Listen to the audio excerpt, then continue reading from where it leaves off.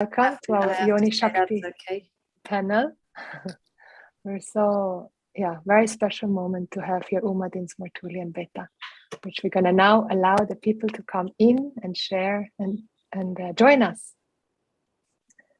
So, Om Ganganapataye Namaha.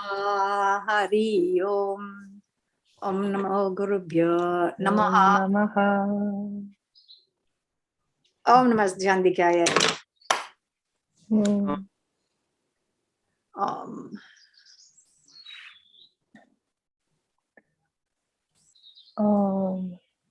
Welcome everyone.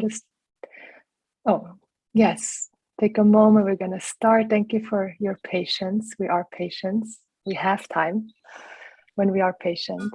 And so wonderful that you're all joining us. Thank you for joining the Yoni Shakti movement panel today on the third day of our Navaratri, the Nine-Night Goddess online festival. And I'd love to hear from you. How is your heart and where are you calling in from? Share in the chat. And we love to just welcome everyone and also those that are going to watch the recording after. Warm welcome. And as you're writing in the chat where you're from, I take a deep breath and want you to know that there's also Joseph in the back scene helping us with any technical questions. He's my beloved, my darling. Thank you so much for supporting everything I do. You're the best. You're so welcome. Just write in it. Yeah. So happy to be here. Oh. So you can write in the chat. Together, right? Yes. And so hello from Somerset, from Iran. Wow. How amazing. Wonderful. It always takes a moment for the chat to come. From Bali, from the UK, of course. From Peru. Oh, buenos días, buenas tardes, bienvenida. From Sweden, in Montenegro. Because it's so beautiful to feel also the different countries that are here with us. Sylvia, of course, is here with us from Bali. You know Sylvia, she's also Devi, always supporting if you need anything. I'm going to make you co-host. We have Anahata from Norway, welcome. Big Oms from Switzerland. Hello, Saraswati. From Bali, from Saint Martin. Hello, Christine. So good that you're here. From Cotswolds in England. That is Uma. Slovenia. Wow. Amazing. So great that you're all here. Wow. Okay. I think we are spotlighted, aren't we? If not, please let me know. So now I have the privilege. I feel so privileged and so blessed that I can introduce to you Uma, Dr. Uma Dinsmore-Tuli. She is Devi. I mean, what a heroine that we have to look up to, because as we've seen, there are not many heroines out in the world and that we can really look up to. We have a few, but we do have some, and Dr. Uma Dinsmore-Tuli is definitely one of them. She inspires thousands, maybe, I don't know, 100,000s of women and men and people from all over the world with her book Yoni Shakti, with her love, with her inspiration. And I feel so, it's Devi's grace that you are here with us. Somehow she manifested you to join us for the Navaratri, the 9 nights of the Goddess Festival. And yes, so I would like to just read also officially your bio.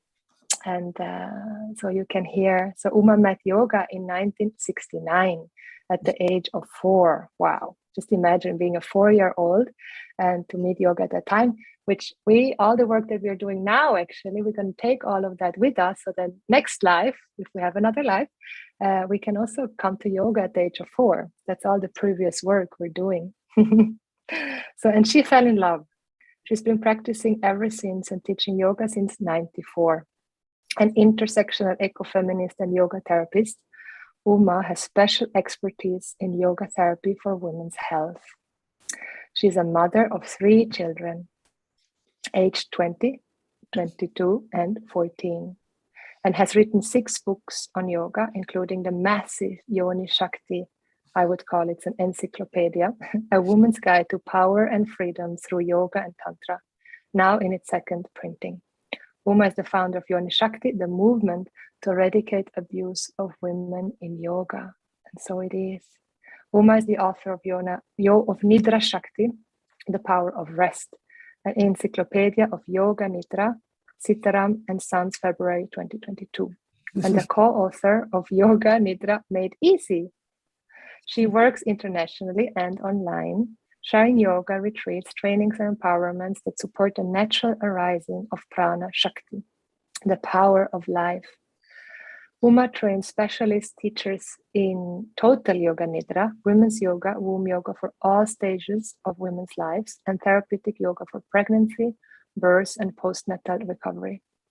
In 2005, Uma co-created the annual Santosha Living Yoga and Bhakti Camp, a community yoga gathering that has met annually for 15 years in Avalon, Somerset. Mm-hmm. She's co-founder of the Yoga Nidra Network and has developed Total Yoga Nidra, Wild Nidra, Yoni Nidra, and Nidra Shakti, radical, creative, and intuitive approaches to sharing Yoga Nidra, which we can experience in a few days. Oh, yeah. Uma's passion as a writer and as a teacher is to transmit the clarity of awareness, creativity, and profound vitality nourished by Yoga Tantra. Her practice and teaching respects the cyclical powers of the living earth and honors human life cycles as spiritual initiations, including conscious menstruation, menopause, which you heard a beautiful story of Beta this morning. If you missed it, you gotta watch it. It was just so beautiful to hear Beta's story on menopause, birth, and postnatal recovery. Uma sees all her work to be in the service of Ma. Ma is the mother, the infallible mother of this whole universe. Her yogini heroine is Laleshwari, and she aspires to embody in her own practice and teachings Lala's combination of compassion, common sense knowledge, and resistance to authority. From your womb and heart, how would you describe Devi in 5 simple words? And she said she's all time herself. So wonderful. Wow, what an honor. What an honor.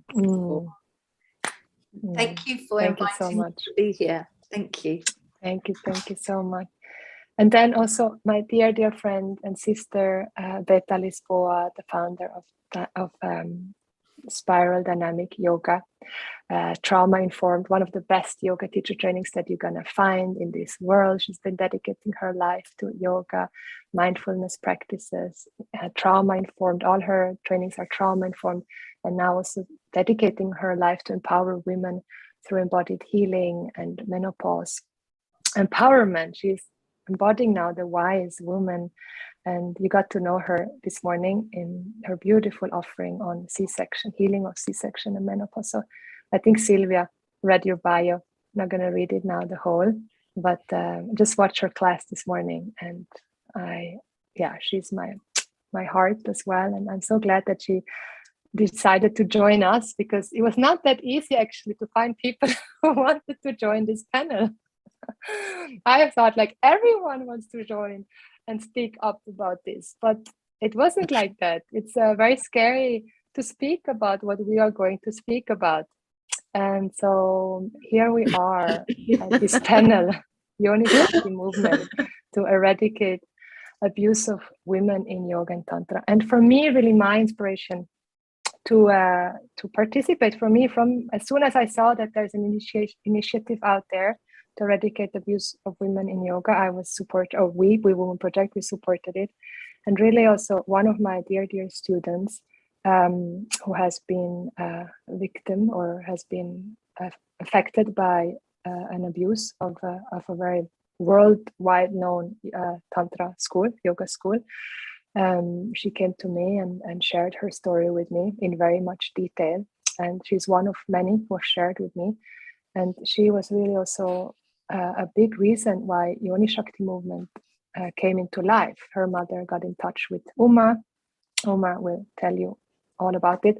And Uma then started with her team from Yoni Shakti the Yoni Shakti movement to eradicate abuse of women in yoga. And I have so much to say about it, but now I just would like to give over to Uma to welcome, say a few words, and we're just going to go organically here. And we want you also all to participate with your questions, with your insights, with your inspiration. If you have a story, if you are one of those affected of abuse, please share with us. We are here as a community, blessed by the Navaratri festival, blessed by Durga.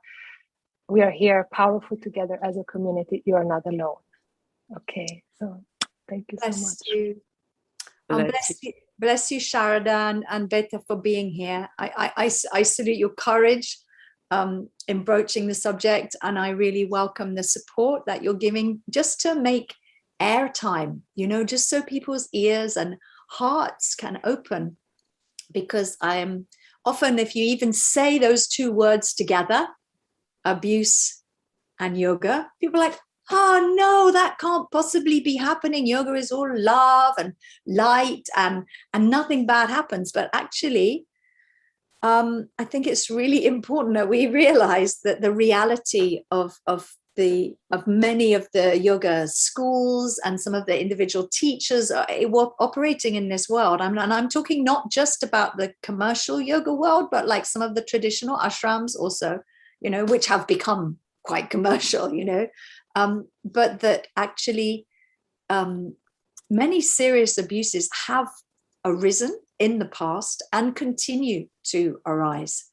And one of the things that you said just now, I think is important to repeat, which is that you're not alone. If you or a sister or a friend or a student or voices their concerns or shares an experience that's harmful, and this then believe them and listen, because what's important, I'm sure Beta might talk about this, is that one of the things that can happen is we can compound the trauma. Like, it can be made much worse by people, oh no, I don't believe you, oh no, he's such a wonderful person, I've never seen anything but good in that person. So when you start to hear other voices, that's one of the reasons that I set up the Yoni Shakti, the movement campaign, because I felt that I can't be the only person calling this out. I just felt there was so much happening that when I heard those stories, and I was associated with a yoga school that was investigated with some detail in Australia. They had a huge investigation of the Royal Commission of Inquiry and revealed huge abuses of violence towards women and children. And when I first wrote Yoni Shakti, I wasn't aware of that. So I thought I'd give you a small backstory as to why we've got this Yoni Shakti, the movement to eradicate abuse of women in yoga. And the eradication, it's a public awareness campaign. So I'm grateful to have a platform here to speak about it, because it's not a very popular subject. However, it's necessary. And I'm really grateful for the support. I put my glasses on so that I actually see the chat box. But the backstory in a short nutshell is that when I first wrote Yoni Shakti, I was still in that organization. I was still part of it. And a lot of the practices I shared, I'd learned within that hierarchy and that structure. And it wasn't until after the book came out that I realized what had happened. So I needed to reissue it. You see what I mean? When we need to reprint, I was like, I better correct my mistakes. But it's a very painful process. If you've had that experience of either being kicked out as a whistleblower, you call out something and they say, no, you can't stay here. Or you realize that you can't stay. Either of those experiences can mean that a person loses an entire community. Your yoga people can be like your family. The teacher can be like your parents, It can be your whole world, especially if you're involved with an organization like that for a long time. So to be outside of it and trying to critique it again and to bring that to light was a painful experience for me. But I'm in a place where I'm kind of able now to reflect on that. And in the meantime, I'm sure other people would have recognized this. I first wrote Yoni Shakti in 2012. It's a long story about how it didn't get published till 2014. But in 2012, so we're talking 9 years ago now. So 9, isn't it? I was calling out, and I was advised not to make a noise about it. So it was a kind of censorship. You know, I'd written this book to celebrate women in yoga, and all of the Mahavidyas, I will talk about them later. That's who's behind me. They're in the book. You know, their fierce voices are in the book. And so the publisher said, you know, just as I was finishing it, I kept hearing these stories. One yoga school, then another ashram, then an international yoga link, then a famous yoga teacher, one after the other. And in the text, I had written about them, and I had not identified them by name because I was told, you know, you mustn't do that. And then I wrote a really fierce critique of the whole industrial yoga world, you know, the yoga industrial complex, all of them capitalist structures. And I wrote a very, very fierce critique about it. Basically said it was like floating on an ocean of excrement. You know, it was very fierce. And the publisher went, we can't really publish it. And they persuaded me. I said, maybe it's better for the book. I want to celebrate yoga. Let's take that bit out. So it was kind of, so you know how it is when people say, you know, it wouldn't do your cause any good. You know, we want to have so I took that bit out. And then in 2020, I was like, I heard there were more stories coming out, and the student who you're describing and many, many, many others kind of sought me out because they'd seen in the book that I'd mentioned some of these terrible schools. Yeah. You know, you can't do that. People trust this, and you're sending them. So I was like, oh, Devi, Ma, I bet it has to be changed. And more than that, we wrote a whole bit at the front. And then as we were thinking of making sure everybody knew, like all the people who had the book, they didn't know that all these abuses were there because I'd been persuaded not to say anything. So we put a new front on the book, reissued it, and then we launched the campaign for public education so that all the books that we sold went, that the profits from those went into the campaign to help raise awareness. And that's how it happened, you know, that actually, so people go, what's the connection between the book and the campaign? Well, it was that I then named names. So the new book, if you've got the old one, you can download all the corrections. It's not a problem. You can go and get the corrections and the thing. The ebook has all the new stuff, but you can, I compiled the evidence of the survivors who had talked to me, and then the evidence from all the newspaper reports and the court papers. And we're going back to like the heads, like people who've long since died that you wouldn't, you know, so I can probably name what they're doing, you know, people like Satyananda and Swami Rama and blah, blah, blah, all of these people. But then the current perpetrators of abuse, the difficulty with that is that they then, you know, they don't like that. So they have ways of silencing people who speak up. So I just want to say to everyone, that's all I'm going to say for now. I'm going to pause, but like, if you are in a situation where you can see something's going wrong, we created in the movement some warning signs. You know, you see things, you're like, oh, that doesn't feel right. Listen to those warning signs. They're from your body, you know, and you can listen to the warning signs. And then there's some calls to action. So you can kind of, you know, sign up and support the campaign, which basically means just spread the information, you know, that's because I was so, you know, people just don't believe the survivors. And that's the terrible thing. And then they shut down. So please, if you're here, blessings upon you. You can access the information, share it, sign up with, and the more all of us connect, you know, like the Mahavidyas, the 10 wisdom words, they're all there, then there'll be no escape, you know, there'll be nowhere for them to run. We actually have to keep on speaking out, but be careful of yourselves, you know, because it's a bit dangerous, you know, because they're quite abusive people. So I shan't be naming any names in this environment because, I have already been threatened in various ways that I won't go into, but I'm pleased to be here. And Beta, you were going to chip in, weren't you? Thank you so much for that sharing. And I can feel it takes a lot of courage. And honestly, I was quite refusing to be here. And I felt yesterday, so we had the talk with Devi Sharada called me, and I felt deeply in a safe container because, it's really interesting. Of course, I don't want to deny or not speak what I have to speak, but also, yeah, there is ways, and I pray to find the most smooth and easy and open way that we can speak our truth, and we can really together we can raise that information, put that information out there, but it may be also in easiness and right. Yeah, I mean, I think what's important, one of the advice is that we call out the harm.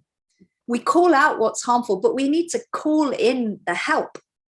Exactly. So in voicing what's been harmful to and it is mostly women and girls, so that's why it focused on it. And when we call out the harm, we need to call in the help, because the people who've been harmed are in a place of needing healing. And where's the healing in this process if nobody will believe them? You can't move to healing if no one believes you. Exactly. And that sense of like constantly having your experiences denied. Oh no, that's why there's all this spiritual bypassing. Oh no, they're a great soul and it's fine for them to behave this way. What you see, what I saw, the most important thing to kind of the message is, this is not one individual. It's not one school. It's not one tradition. It's actually systemic. Any structure of learning that's like this, like with the pyramid, with the person in power at the top, yes, it will be abusive. This is the structure of patriarchy and white supremacy. That's how it works. And the misogyny is part of that. And what's really hideous is that the great powers of the Shakti, the girls and the women and life herself, is being stolen. A lot of them are stealing the Shakti. And then you get in these structures like this, and the person at the top, the guru or the big famous celebrity person who doesn't have any responsibility to anyone except for their bank balance, they're at the top. And nobody else has any power. And then what you get is structures. I don't know if you've seen it in these patriarchal structures. You get supporters, you get bystanders, you get people, including women, whose proximity to power gives them their status. So they're not going to call out the person, no matter what badness they do, no matter how much evidence there is. If you're a person who's like, oh, well, I'm here at the top of this pile because I'm in proximity to this person, and my job is to big them up and to deny. In fact, to make the victims flip it around, say, oh no, they're the perpetrators of the violence. That's what happened in this closing. They say, you girls shut up now because like he's the victim. All of you are saying it. And so I'd quite like, do you understand? So it's not an individual, it's not an individual score. Actually, when we join up the dots, we see that it's everywhere, and that actually it's a systemic problem. It's a problem about the structures of teaching, which are outmoded and harmful. That anything. Could you just maybe unfold the word patriarchy? Maybe. Oh yeah. Well, I mean, what I'm talking about is systems of oppression. Yeah. And a system of oppression is where one group of people have the power over everybody else and utilize that to their advantage and to the cause of suffering for everyone else. So the classic example of that is racism, which in some ways is like one of the key and misogyny and patriarchy are all part of that. So it literally means a structure that kind of like privileges the father. So what you look at is the people with the most privilege, straight, white men, wealthy, able-bodied Christian, they're the ones who have the power. So anybody else, black, brown, female, disabled, any of the others of us who don't conform to that powerful privilege holding group, they hold the power. They have the wealth, they own the land, they own the means of communication. That's a system of oppression. Yeah. And so that's what patriarchy is basically. And colonialism is a key part of that. So it's huge. So in order to really bring in the healing to yoga, we need to like look at the structures and dismantle them. to dismantle this kind of patriarchal structure and to realize that the suffering of that girl in that ashram with that abusive guru is not separate from the suffering of, that Black student over there who's not going to get into college. You know what I mean? It's like actually people's systems of oppression are connected. They're connected because the structure of them is all the same, because the same people benefit from it. So yoga is no different from anywhere else. In fact, it's kind of worse because people have this little get out clause, the spiritual bypass. Oh, you mustn't call these things out, Uma, or anyone else, because that's divisive. It's angry. It's wrong. It's not very spiritual. How can you be a spiritual person if you harbor anger? I'm like, if you're not angry, you just haven't noticed. And I think one of the powerful things about Navaratri and the power of the Durgas and the Mahavidyas is that they embody this like really positive use of Shakti, a manifestation of it, as like, this is not okay, like enough, Exactly. It's been hard. Yeah, exactly. Where can we draw the limit? I'm going to pick up what Maitreyi is saying is really important, is that because it's systemic and because we're all educated to believe that in an environment of education, the person who has the power is the teacher up the front, and we're all ignorant. We have to sit there quietly and do as we're told. Like from when we first go to school, like it's built into us to actually accept things that are basically wrong. But the culture is so powerful that I think when you see the systemic harm, you can see things like, I don't know, adjustments in a yoga class that you did not give consent for, or comments about the size of your ass, or, do you see what I mean? Like there's small things, like little, in the context of racism, it's called microaggressions. Like if you're a Black person living in a world that's dominated by white supremacy, it happens all the time. When you're a female student with these male teachers, or if you're in an environment that privileges that, you're under attack all the time, but in very subtle ways. So it can be quite hard to join. I'm muted. Okay. It's quite hard to see where to distinguish between like what's an everyday okay kind of harm and what's like the guru raping girls. It's a spectrum of abuse, and it has the same structure, so it's all wrong. It's like it's all unacceptable. But what would call us to shout that out would be an intuitive sense of our own rightness, our own self-worth, our own right to speak up, and all of those things have already been eroded. Do you see what I mean? Just growing up as a girl, those things are already like, oh, be quiet, girls like this. And then there's all this nonsense, like Tantra got kind of hijacked by the sex gurus. It's like, it's not even the essence of it. So there's cultural appropriation as well. It's like thieving from South Asian traditions, and then that got muddled up with capitalism. So the whole thing is a toxic mess. And the only way to get the healing is to see it for what it is, call it out. And then the help is like what we're doing here. Yeah. Because we're helping out. Hearing me's voice, hearing Beta's voice, hearing your voice encourages people to know, well, if they can speak out, if what they say, then I might be able to too. And we boost each other's self-worth. We lift each other up together. And also, I'm not the only person calling this out. Project Satya has done very important work for people in the Shivananda yoga organizations. And Josna Pankania is a counselor who's been working with Project Satya, who called out all the Satyananda stuff. Matthew Remsky's books have revealed what was going on, not just in Shivananda and Satyananda, but also with the Patabi Joyce's kind of network of abuses. And if one teacher models that, all the other teachers model themselves on that teacher, don't they? So it's hard. It's like a bit of a hydra, the monster. You cut off the one head and then there's another one. So you might say, oh, let's shut down that place in Thailand. Yeah. Okay. Well, what will happen to all the teachers who got trained there?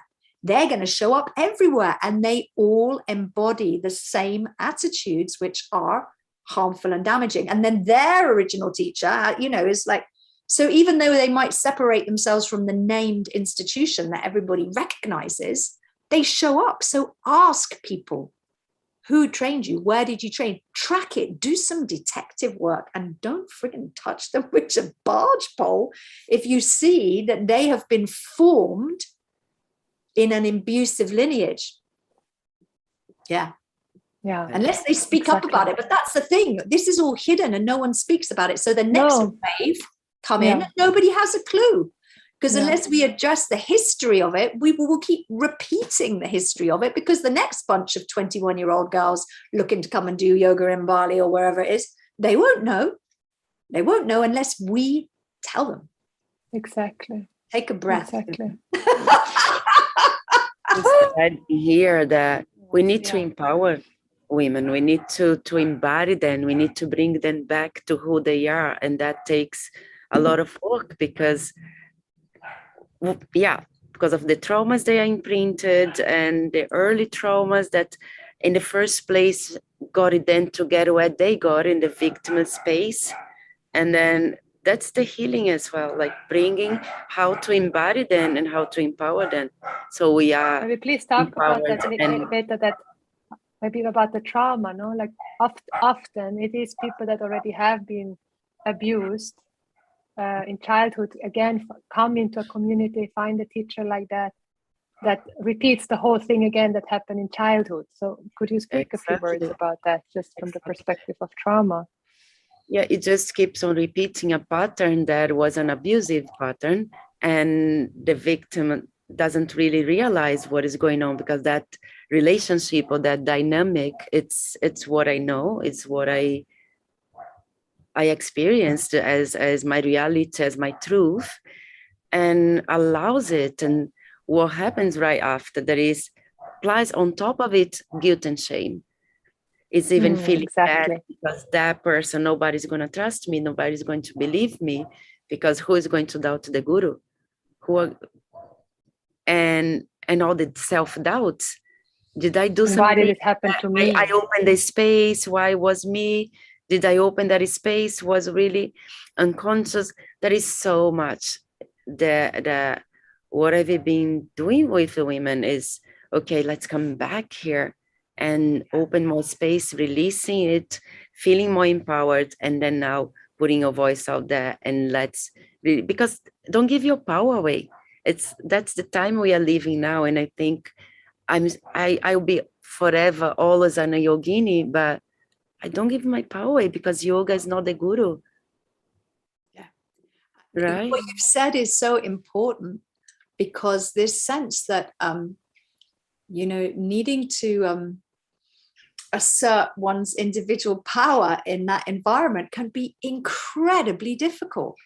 Because the whole environment, the community, the way that the teachings are shared make a person feel, it must be just me.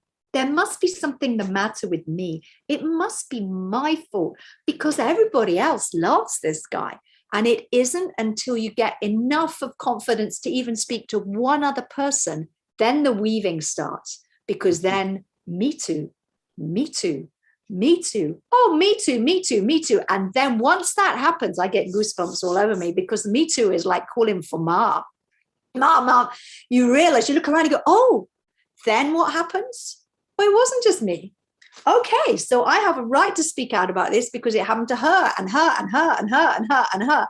And together the voices are powerful, because it erodes this self-doubt, because the self-doubt thrives in isolation.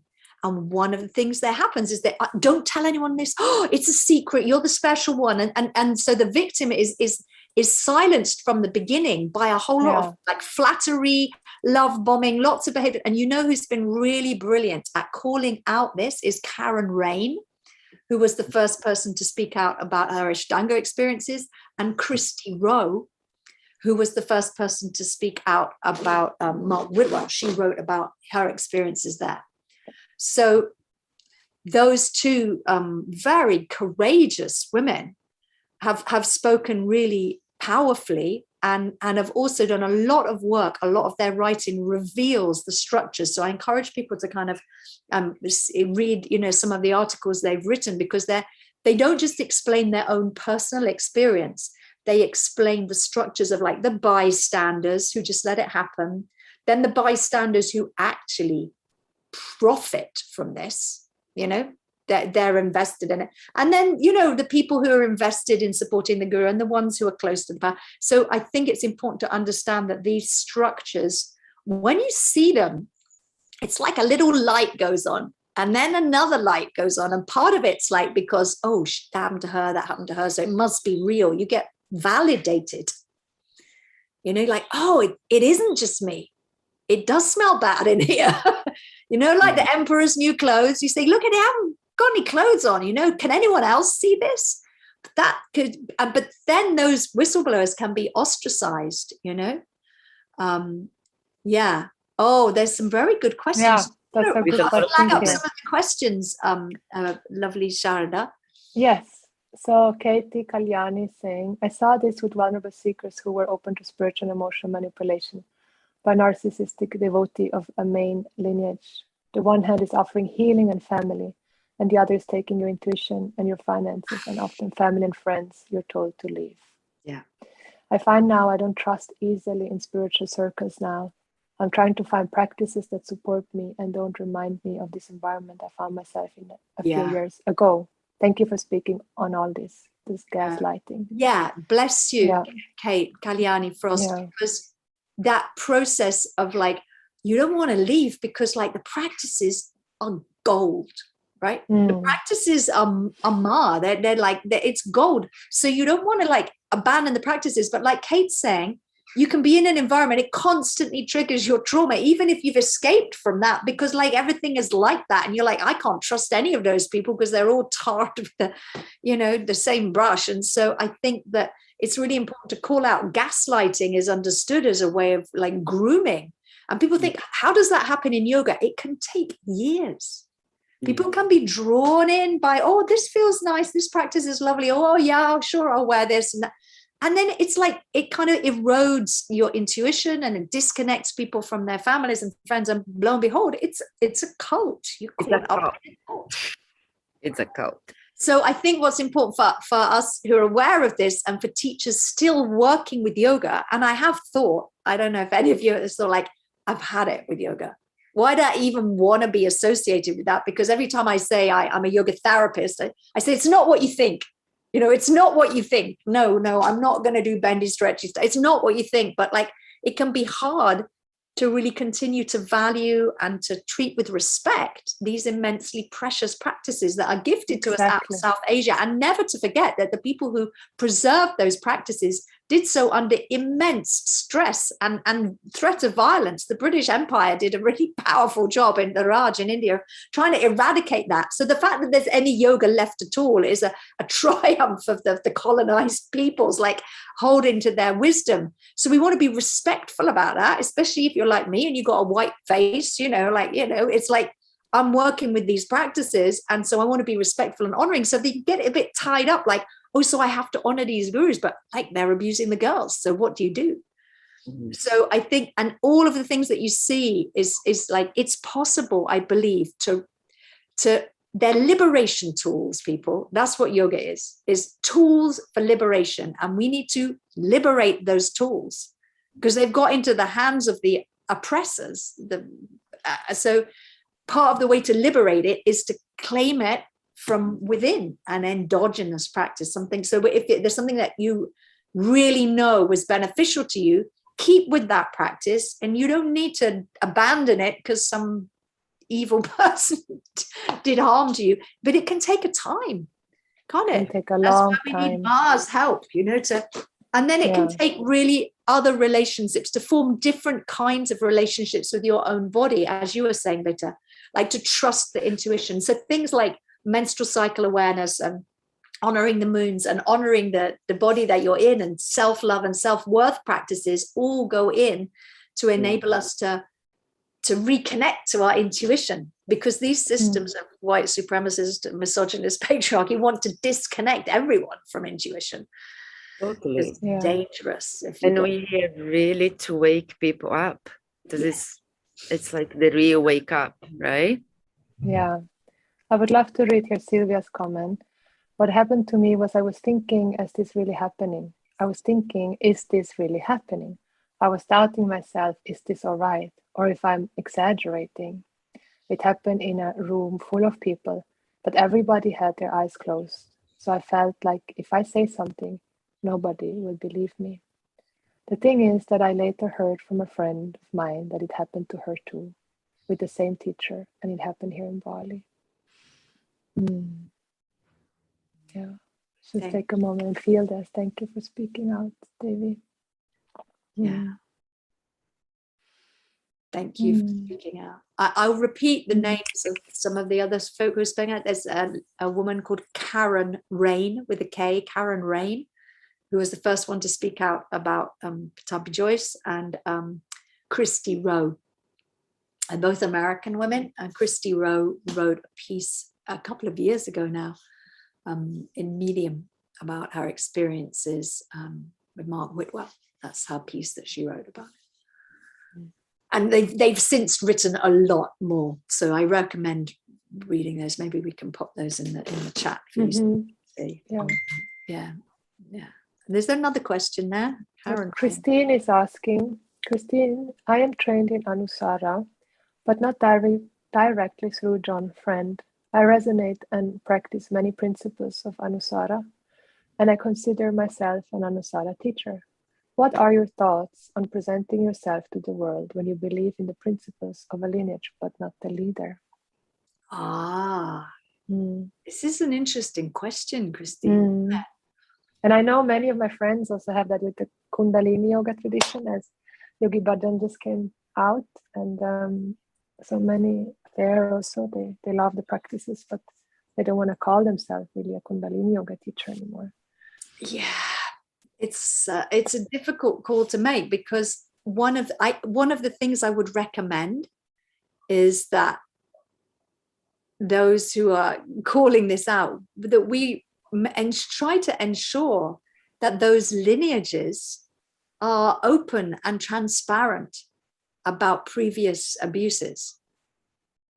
I don't know if we can rehabilitate what happened with Anusara or Kundalini yoga or any of the others, because then the name itself kind of carries the echo of the abuses that occurred within it. So I think everyone has to make their own call about it. But one of the things that I think is not happening yet is that each of those lineages, we should call them to account, say, where's your statement of accountability? How can we have reconciliation without the truth? So I would suggest that you might want to think hard about associating yourselves with any organization that has not been open and honest and shared the truth on their own websites. They tend to hide it. It's happened recently in the Yoga Nidra world. Like, it just comes out for a little bit, and you know what? They just hope it's going to blow over. They go, oh, it's okay, there's a bit of a storm and it'll blow over. But actually, they managed to hide it. So I think that one of the important things you could do is to feel, well, do I need to use this name? Do I not simply perpetuate people's trust in something that really was abusive if they haven't been honest about it? Or do you have to distance yourself and say, I'm an ex-Anusara teacher or whatever? I don't know. I don't have the answer for you, Christine, but I think asking the question is really, really important. I just found that one of the most important things we can do is to support independence, support independent teachers who have broken away from those lineages, who were never in them in the first place. And I would disinvest from any organization that has a history of harming women. Like, just take your money out of it. Don't give them any more money. Don't sign up for any more trainings. Find individuals who are working outside. They're often very powerful capitalist organizations. They're commercial enterprises, and they thrive because they just keep on rolling, and they think everybody's little individual voices of critique will just roll off like water off a duck's back. They just keep going. So I think it's kind of important, if you know what's happened, is to call them out, write to them, or write to the yoga validating bodies and say, why are you still accrediting this person or this organization? Don't you know what happened? Yeah, exactly. Joanna is saying, Thank you so much for this. And even more, I am very grateful, honored, and lucky to be part of my beloved yoga family.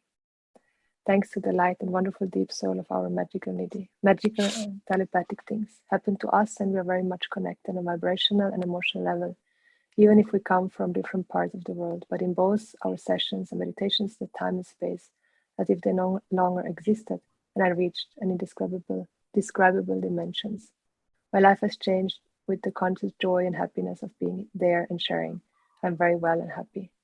I feel loved and protected, very lucky, and he has given me back inner strength, esteem, and love also towards myself, and I'm very happy, and I love them very much, and I can't wait to meet them and hug us all very strong. I send everyone my love, my light, gratitude from the bottom of my heart.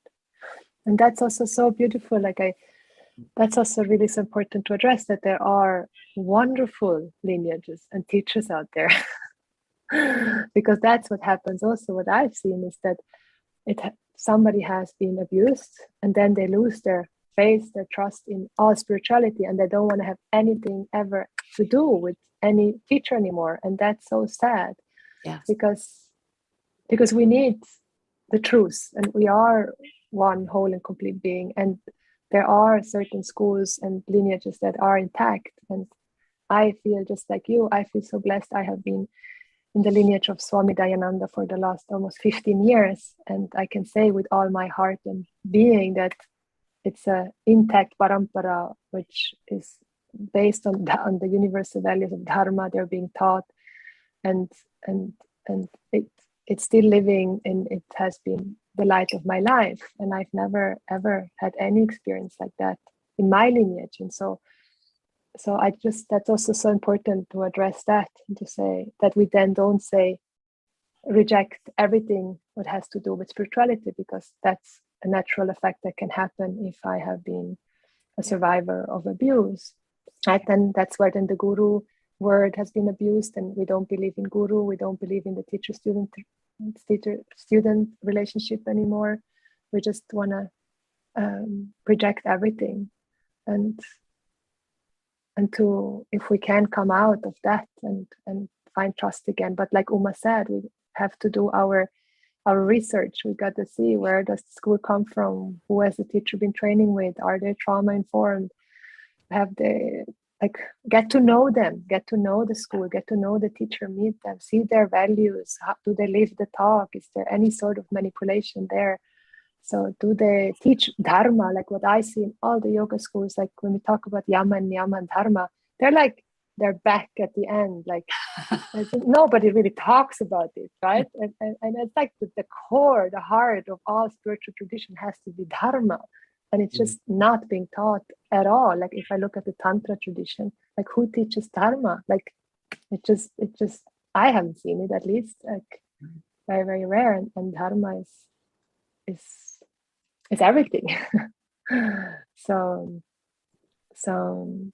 to really, that we as facilitators and teachers and mentors and guides, and I know many of you are, and that are going to watch, that we can inform our students, our clients, our friends of all the sides, and also so important to understand transference.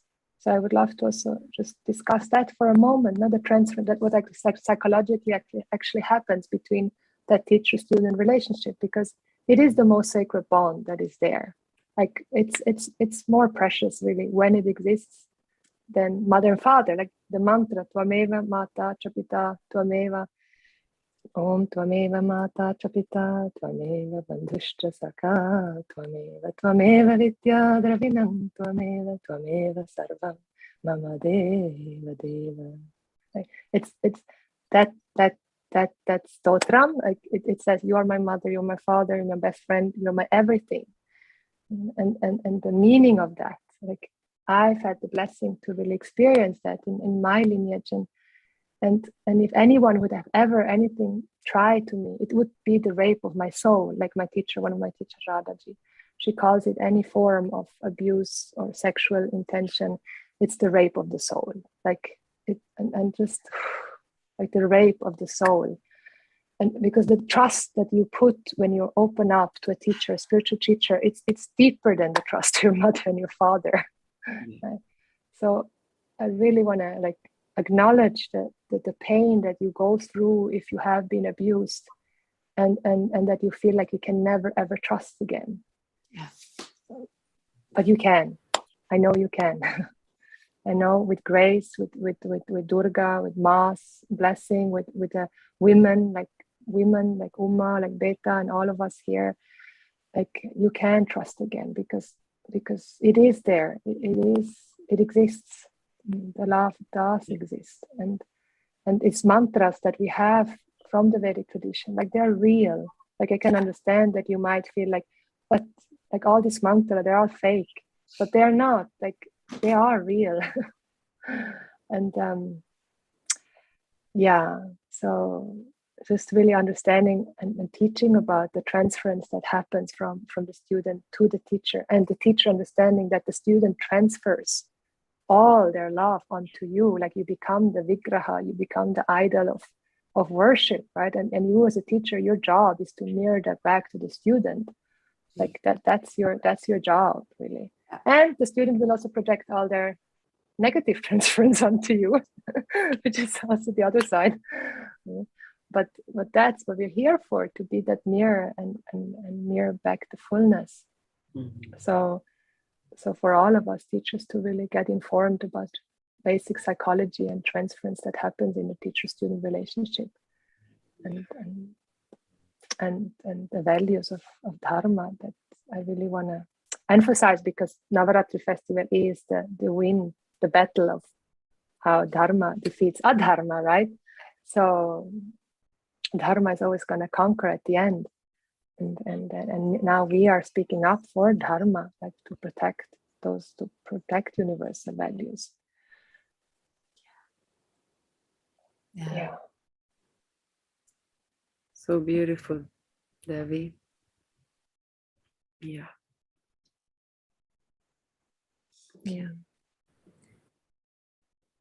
And I do think that what we're talking about when we're doing this in the time of Navaratri is that we can see that the power of that, the goddess as she arises, that's like this one aspect of all her many forms. So that, when we hear that, oh, me too, me too, me too, it's like all the different aspects of all of the manifestations of femininity are calling out. And I did want to introduce behind me who's here, because to me, the presence of many voices speaking their truths is manifested in these Dasha Mahavidya, which is the 10 great wisdom goddesses. So they're a manifestation, all of Kali, they're all manifestations of her.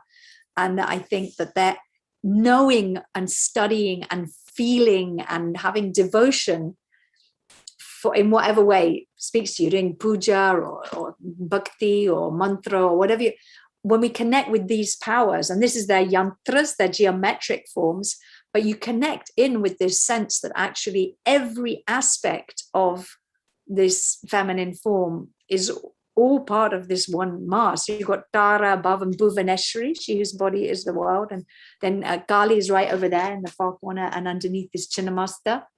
So they're all related. And then Dhumavati, like the grandmother goddess, and then the 16-year-old Shodasi or Tripura Sundari. Bhuvaneshwari is behind, and then Baglamukhi, who, when we're looking in structures of how you can connect with them, you can do it in a very formal way through the Sri Vidya tradition, but also it says, in the Devi Mahatmya, it talks about every single woman and girl is a manifestation of Ma, wherever she shows up, in you, in me, in all of us. So Baglamukhi, and then Bhairavi above, and then the two at the end are Matangi, the green, and Kamalatmika, the lotus goddess of delight, and the wild poet Matangi. So it's like all of these different aspects, you can have devotional worship and very formal connection to them, but you can also awaken a sense of their power manifesting in within every woman and girl. And I think that's another kind of antidote for like grinding down the girls and like not feeling that you have a voice and everything. It's like they model this incredible power. Tara right above with the red triangle. So I just wanted to introduce them because they're the structure of an understanding about the deep feminine that I think is very empowering for women, actually.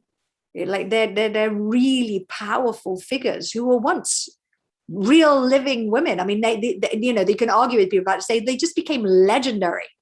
And when you know that and you stop seeing them as like outside of ourselves and you realize that no, this was manifesting here in this plane, in these powerful figures, that changes how you approach every woman and girl, isn't it?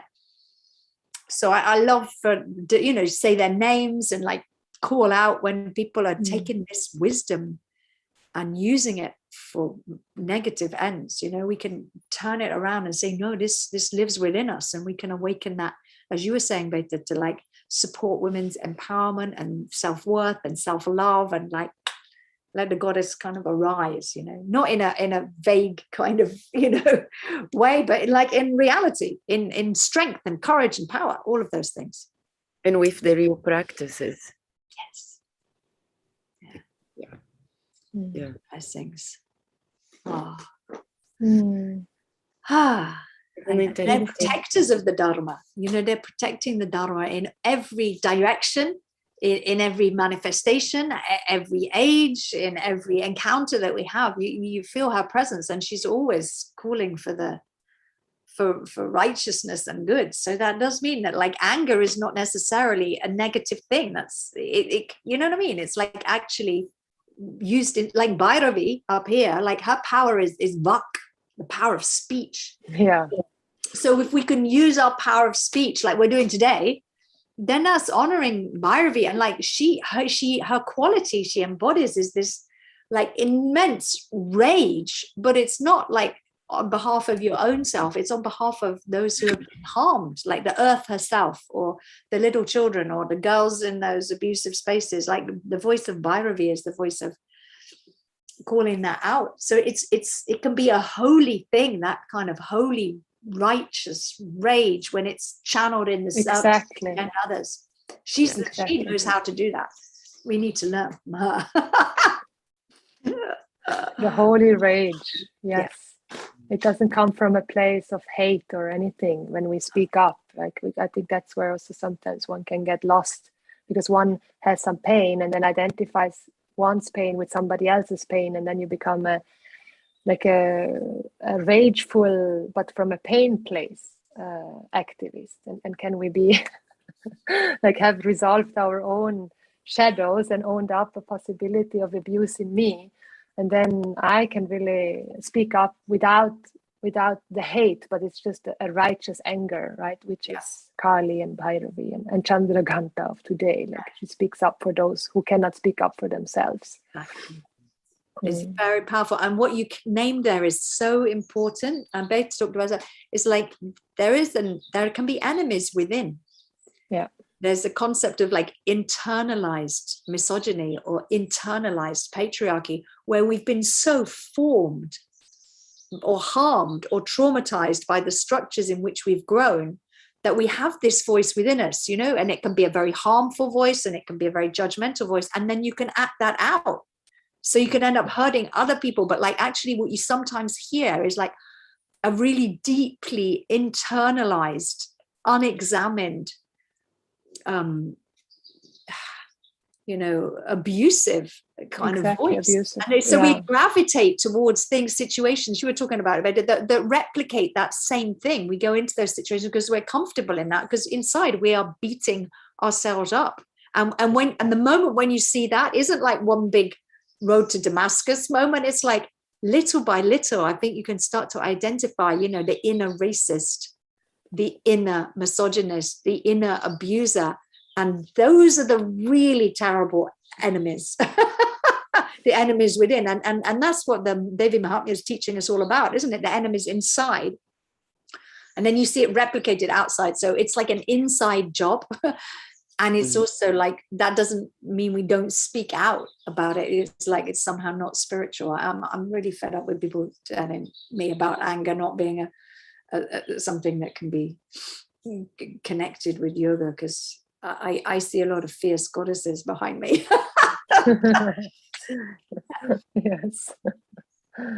Yes. Is anyone here? Yoga. Oh, yes, sorry, Beta. The bypassing of yoga as well, right? Mm. Yeah. And yeah, I really like what you said, but it's like how it's such a fine line, because we do need the teacher, we do need the one who is going to do the transmission, right? That's why we are all here, because we got a transmission from our teachers, from to connect to the source. But and then it's like, but I don't, at the same time, as more as I trust myself and connect to the source without that teacher, because now there is no way for me to go back there. And I feel that it's also important to honor that if I don't feel that I still need the teacher to pass me the transmission, and find that I'm completely and I'm full, right? Yeah. Because it also creates confusion. I think it's because in my case, like personally, I got very confused when I have been abused, and how not to go back to my teachers, how not to receive that transmission anymore, and completely trust that I'm complete, because I could not go back there. Mm. Having that support. Yeah. Yeah. Whew.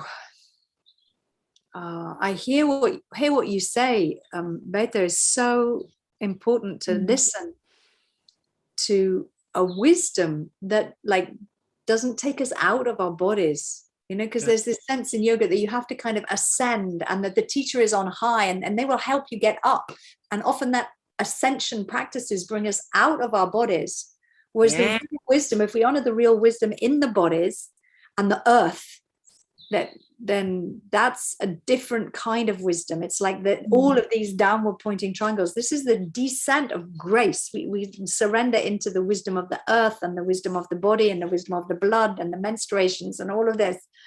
And that wisdom is a very different kind of wisdom from anything that any human can give you. In fact, look, a little miniature schnauzer has just arrived in my room, the animal kingdom. And I think that one of the problems in the yoga situation is that we've got a structure that puts all that power in humans.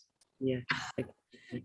And humans, they're human, as someone like to pretend like they're not human. That's the problem, but like actually when you look in some of the wisdom traditions, the indigenous practices, the matrilineal practices from which all of this arose, Devi Mahatmya was Sanskritized, and all of this kind of, if you look in the history of things, it goes back way before people were writing it in Sanskrit. These are like ancient, before the Puranas, like right, they're in the chthonic, in the earth wisdom. You see the shrines in the trees and the mountains and lakes in the earth and the river, like at Kamakhya, when Ma has her period, it runs red, the iron oxide runs it. So what you see is, where did this come from? This great power. It's in the earth. It's like in life herself. It's in the Shakti. Exactly. And that's in us, because we're alive, so like respect for bodily cycles. Most, you think about the way a lot of ashrams run, it's like sleep deprivation, malnutrition, overwork, and that's ashram, and ascension to get you out of your bodies, so you stop listening to the, also you stop menstruating or whatever, but actually if you do the opposite and keep coming back into yourself, that's why the trauma-informed stuff and the healing stuff is so about embodied listening. And practices like Yoga Nidra, that's why I bang on about Yoga Nidra, because you just listen to the body, you lay on the earth. Ma Bhuvaneshwari, there she is, she whose body is the earth, and you honor her by just resting upon her, and then wisdom comes without having to do what some person who thinks they're enlightened is telling you to do. It's so important. The wisdom is so much in the body. And I feel that's what we're doing here. Yes. We are taking from the patriarchal to that space that it always been. Yeah. It has been twisted on the way, and it is really this commercial new for 1930s, for 1920s, schools of yoga that brought in the very patriarchal structure. And now here we are, more and more women in the power of yoga. Yeah. And it's right. Yeah. Like, bring the ancient wisdom, the animism, the shamanism. This is what we're doing here. Yeah. Well said. Yeah. Brava. Yeah, we don't deny anything. We just reclaim, bringing back. Yeah, exactly. And we as women, it's just, and for all being, of course, but we as women, it's just so much there. Like here every month in our cycles and coming together, sharing our presence. We know, we simply know, we just mirror each other, and all masks cannot hold any longer. Feel that. Yeah. In every life cycle. So the menopausal journey, you know, it's like this extraordinary connection with power. You know, all my teachers are all women over 70. You know, I'm like, I'm not interested in what I want to see what a woman who is 82 has to say about yoga practice, because that's in her body. So the teachers of that caliber, you know, it's like that wisdom is so vital. It's really, really important. Yeah. And so every cycle, even like the experiences of, for me, like awakening to the experiences of birth and lactation, each of these I identify like a female siddhi. Menstruation is one of them. Like the whole menopausal thing is another journey. So being conscious of these embodied experiences, they're initiations into spiritual power. They come from within, but they don't carry the weight. They might carry shame or guilt or whatever, but if we look at those experiences and count and respect them, we have conscious capacity to learn that actually we're embodying that Shakti at each of those life cycles and stages. So powerful. Yes. So let's my favorite practice that I think is like, you know, give the power and the compliments to the older women in your life. You know, when you're out and about, you give a compliment to someone over 70, over 60, and just like say, hey Ma, you know, just give praise. And because people can feel a little invisible, it's like all that power just gets kind of overlooked, and they have such wisdom. The grandmothers, that's who that is. That's Dhumavati. Her wisdom is a really great power of the aging, the wisdom that aging brings. Yeah. Let's have a prayer for the elders to be able to shine again more, because we need them. The Vedas. Annie, I'm just reading lots of beautiful comments and gratitude for the acknowledgement. Is anyone here who would like to share verbally also something with us here? Feel free to raise your hands or unmute yourself. We're nearing our end of the time, and Uma wanted to maybe share a yoga nidra, a short one, just to kind of let all of this information integrate. But before we go into that, okay, Anastina saying, so important, it's always okay to speak out. Often the abuser used this, you are too angry, you are too. If we will help someone to break the silence, every voice must be okay. And we will do mistakes in the beginning, it's more than okay.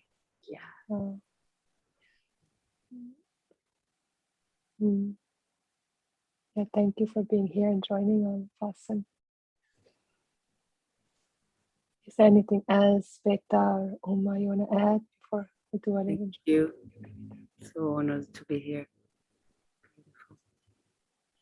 Yeah, thank you. Thank you, everybody, for your questions and for your comments, and even just for listening, just for showing up here. You know, I want to give a congratulations and respect to you all, and to Sharada for organizing this, and to Beta for agreeing. Because it's difficult topics, and it's important that they're heard.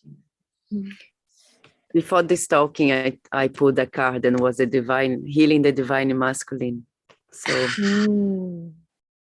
Tatastu. Yes, healing the divine masculine. We had today the sadhana was dedicated to that as well. Healing the divine masculine and union with the divine masculine. Yes, because all the men who are in that cycle, or women, like there's so much healing that needs to be done. So also really speaking out for the perpetrators, like in the heart of heart, they are a Karna archetype, which is the archetype in the Mahabharata that got abused or got abandoned from his mother and didn't feel loved, and then he created a whole war, a genocide, or a whole war, and we got to also understand the psychology of those abuse that are given to abuse. Like Buddha Swamiji would say, you're never an abuser per se, because in deep sleep you're not abusing, and there's an action of abuse, and at the time of that action happened, there is this violence of dharma, but in the heart of heart it's a child. And so also with that understanding, we can have a prayer also for those that have been given to that, being a perpetrator and abusing other people, because there's a lot of harm and hurt in those people. And they also at the end of the day just want to be loved. And if we can have a prayer for them, that's Durga also can love all people. Like, she's not going to reject them, but they might not going to have a human life for a few lives because they've violated dharma. So the Veda says you might not going to have a human life for a few lives, and need to reincarnate as a tree just to get back into the law of dharma. So even though we might not see with the physical eye justice, but that's also, we got to remember, justice will always be there. Like, dharma will always conquer. So we might not see them being convicted in this life, but it will come back. So that's also so important to remember, to understand the karmic law.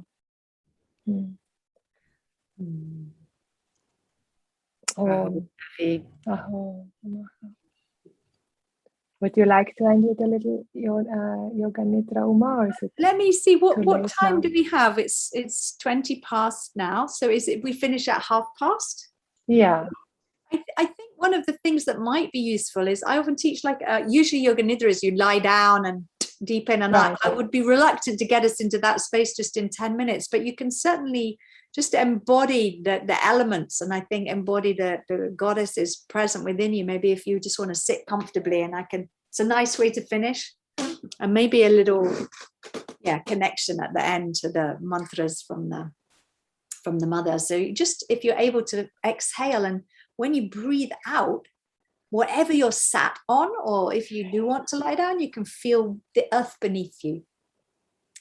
So with each breath out, you can feel all the places where the body is being supported. It's where she is meeting you, and it might be just through the base of the spine or the legs, it might be through the feet.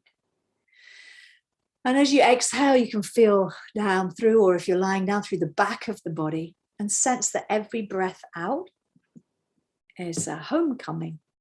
We can let go and be held.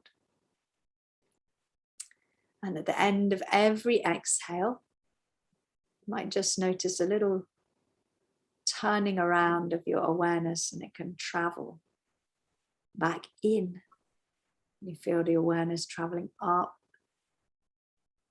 And then when you exhale, let the awareness travel down. It's as if you could bring the whole of your body into a welcome with each breath, and know that you are welcomed by the earth, and that your body, this body, welcomes life herself, welcomes Shakti on the breath in, on the prana that rides, let Shakti riding in, prana Shakti riding in on the breath.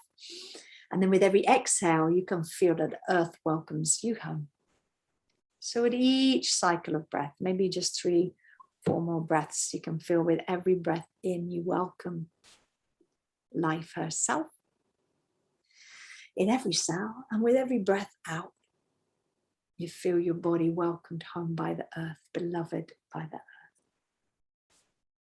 And it's as if the whole of this body of yours could be welcomed as if it was your dearest, dearest friend.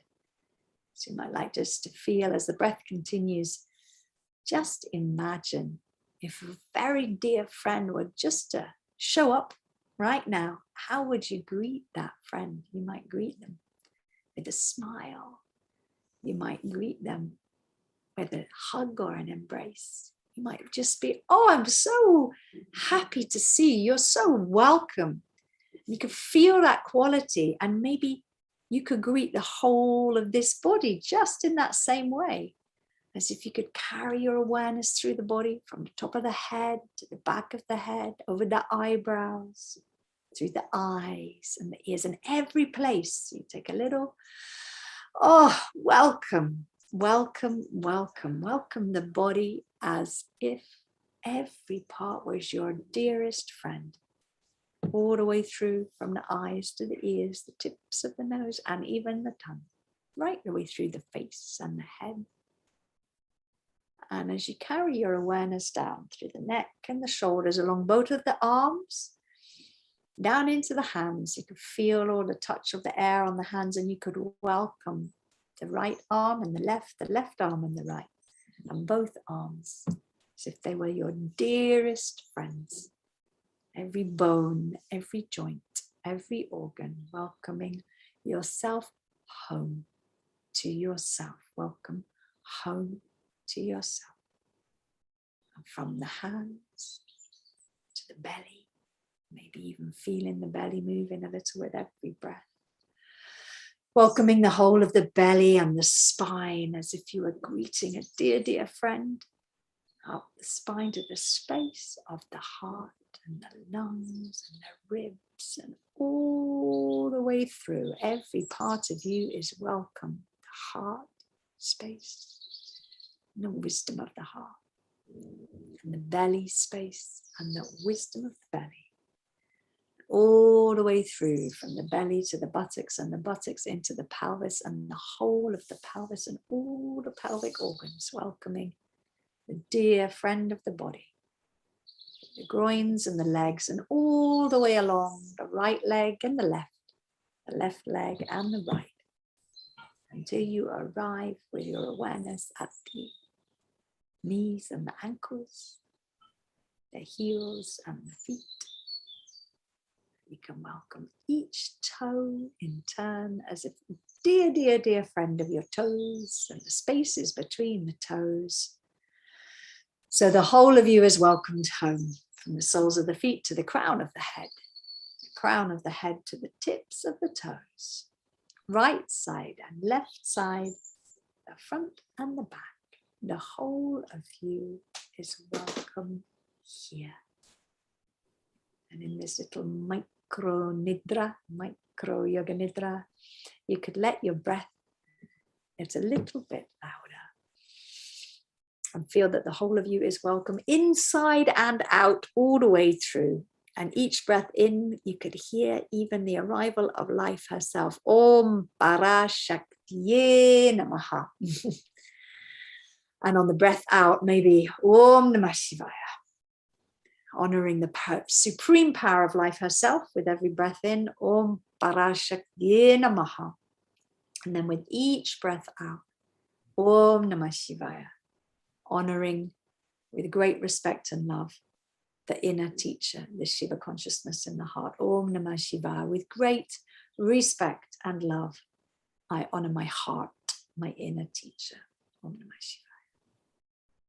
You might find as you continue to breathe that you could welcome those mantras in, or you could even take your two hands, wriggle your fingers, and just maybe press down into the earth or into the seat that you're sat on, whatever. And just center yourself. You know, as you push down with the hands, you come into a bit of center, and we can honor she whose body is the earth. Jagadambe Mata Ki Jai. Jai.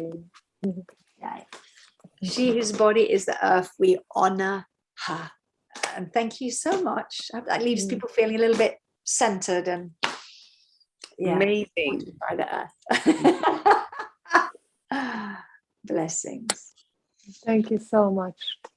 Oh, Dhanyaham. Gratitude reigns. Thank you, Beta. It's late for you in Bali. I can't wait to see you soon, to be back home in Bali. And thank you so much, dear Uma. Thank and you. we look so much forward to your sharing for your radical rest. Oh yeah, that's going to come rest. up. Oh, Shri Matre Namaha. Oh, Shri Matre Namaha. Thank you, everyone.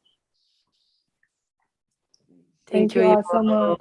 For Devi's. Oh, if you want, you can unmute yourself and just send some greetings, some love, and then we're going to close. Thank you so much.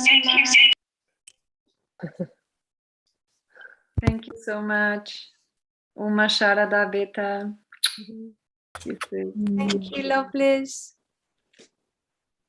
Thank you. Thank you. Thank you, Joseph. All went very well. Very good. Thank you so much. Thank you. Thank you. Thank you. So lovely to see everyone's faces. So inspiring. Thank you for sharing. Okay. And see you tonight or in a few hours for summits in the middle of the night, summits in the morning with Monali Devi, who is my dear friend and student, and is going to offer sacred art and devotion of Bali and India. Not very welcome everyone to join her workshop. Om Shanti Shanti Shanti. Shanti Shanti.